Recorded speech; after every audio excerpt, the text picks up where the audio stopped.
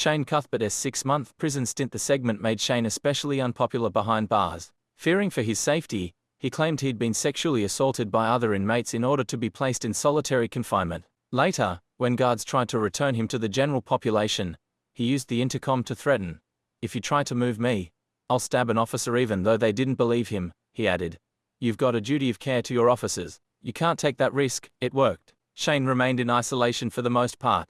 For the remainder of his time, he would provide intel about other inmates to gain favors with and protection from corrective officers. Ultimately, Shane pleaded guilty to a range of offenses: trespassing, 6 months concurrent; breach of bail, 6 months concurrent; breach of domestic violence orders, x2, 6 months concurrent for each breach; willful damage, x2, 6 months concurrent for each; common assault, 6 months concurrent; obstruct police, 6 months concurrent; resist police, 60 days concurrent; driving under the influence, 60 days concurrent; unlawful possession of explosives, 60 days. Because all the sentences ran concurrent, to be served at the same time, he only did 6 months all up. Shane Cuthbert's post-prison narrative: upon release, he was placed in government housing in Townsville, but public criticism followed him, especially from those who had seen the A Current Affair segment detailing his violence and rape of Berenger Rose. In response, Shane began pushing a new narrative, that he had been the victim. He claimed he had been bashed,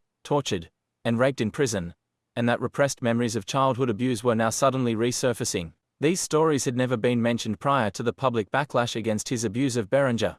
Despite everything, within weeks, Shane manipulated Berenger into taking him back. The cycle of abuse resumed, and it wasn't long before he was arrested again. He spent several more months in custody, this time at Lotus Glen Correctional Center near Cairns. When he was released, he had nowhere to go and spent the first night sleeping in a park. He was then placed in a men's homeless shelter. Not long after, his friend Stuart traveled to Cairns to visit and booked them into Pepper's Resort for the night. Inspired by online influencers like Ty Lopez, Shane became obsessed with the idea of pretending to be a successful life coach. He saw it as an easy scam. He recorded videos at the resort, in the pool, in the car on the way to the beach, and then again at the beach, presenting himself as a self-made entrepreneur ready to sell people the secrets of wealth. I've spent a great deal of time reading hundreds of books, finding all the secrets to fast-track success and develop a program for you guys to follow that's as simple as looking at me now. You've got to understand what motivates you and what drives you. For me, it's this overwhelming feeling of not being good enough. But now I am, and I can show you how you can be good enough too. Hey guys, welcome back. Look at me now. A lot of people talk shit. A lot of people talk shit, but mathematics says all you need is 5,000 people to buy a $200 product and you've got yourself a mill.